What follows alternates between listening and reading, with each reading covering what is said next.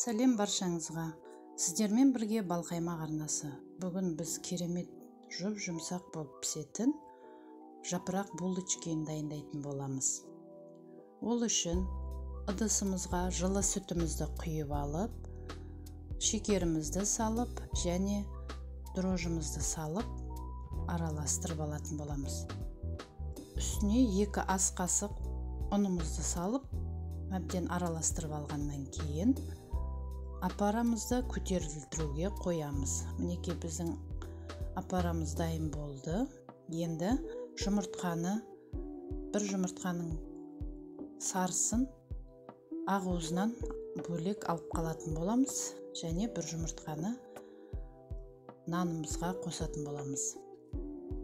Мінекей оны дайындап қойғаннан кейін енді дайын тұрған апарамыздың үстіне шекерімізді салып және татымына қарай ванилин қостым. Бәрін бір араластырып алғаннан кейін ұнымыздың үстіне осылай жұмыртқамызды салатын боламыз. Салып алғаннан кейін үй температурасында жылып тұрған майымызды қосып, үстіне дайын тұрған жаңағы сұйығымызды қосып, ұнымызды илейтін боламыз. Ұнымызды басын біріктіріп, әбден қамырымызды илейміз.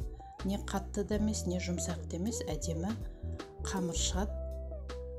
Енді қамырымызды көтерілдіруге қоятын боламыз. Одан кейін міне салмасына кірісетін боламыз. Осылай алмаларды жуып, әдемілеп, бөлшектеп, ұсақтап турап алатын боламыз. Енді ыдысымызға сары майымызды салып, майымызды қыздырып алғаннан кейін 3 ас қасық шекерімізді салып, және татымына қарай корица, егер ұнамайтындар болса, салмай қоюларыңызға болады. Корицаның осылай жарты қасығын салып, ертіп аламыз. Ертіп алғаннан кейін үстіне туралған дайын алмаларымызды салып, баяу отта алмаларымызды жұмсартып пісіріп алатын боламыз. Мінекей біздің осылай салмамыз дайын болды. Енді дайын болған қамырымызды осылай алып күлшелерге бөліп,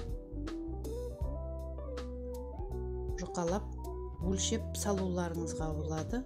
Мен әуелі 110 граммнан салып едім, шамалы үлкендеу болып шықты. 95 граммнан бөліп, шағындап, өлшеп салып жасасаңыздар, булочкаларыңыз бір келкі әдемі болып тұратын болады. Мінекей осылай өлшегішпен өлшеп, қамырларымызды әбден әдемілеп, күлшелеп алатын боламыз. Міне күлшелеп дайын, енді бетіне салафанды жауып қойып, қамырымызды жаюға кірісетін боламыз. Қамырымызды осылай сопақша етіп жайып алғаннан кейін, дайын тұрған салмамызды әбден суытып алғаннан кейін салмамызды салатын боламыз. Салып алғаннан кейін осылай ұзынша етіп пирожке ұқсатып әбден түйіп аламыз. Қаттылау қылып және қайырып осындай міне жапырақ тәрізді формаға келтіретін боламыз. Менің осы видеома тіркеліп, лайк басып, комментарий қалдыруды ұмытпаңыздар. Көптеген қызықты видеолар сіздерді алда күтіп тұр. Мінекей осындай жапырақша тәрізді етіп, шеттерін қайшының көмегімен қиып шығамыз. Мінекей біздің булочкаларымыз әдемі болып дайын болды. Енді бетін салафанмен жауып, бір 5 минутқа тағы да көтерілдіруге жібереміз. Кішкене көтерілгеннен кейін бетін басып алмай, осылай жаңағы алып қалған бір жұмыртқаның сарысына кішкене сүт қосып, булочкалардың бетіне жағып шығатын боламыз. Міне жағып шыққаннан кейін үстіне әсемдік үшін күнжіт, болмаса мак себулеріңізге болады. Мен ақ күнжітті септім. Дайын болған булочкаларымызды қызып тұрған пешімізге салып, пісіріп алатын боламыз. Мінекей біздің осындай жұмсақ әдемі булочкаларымыз дайын болды.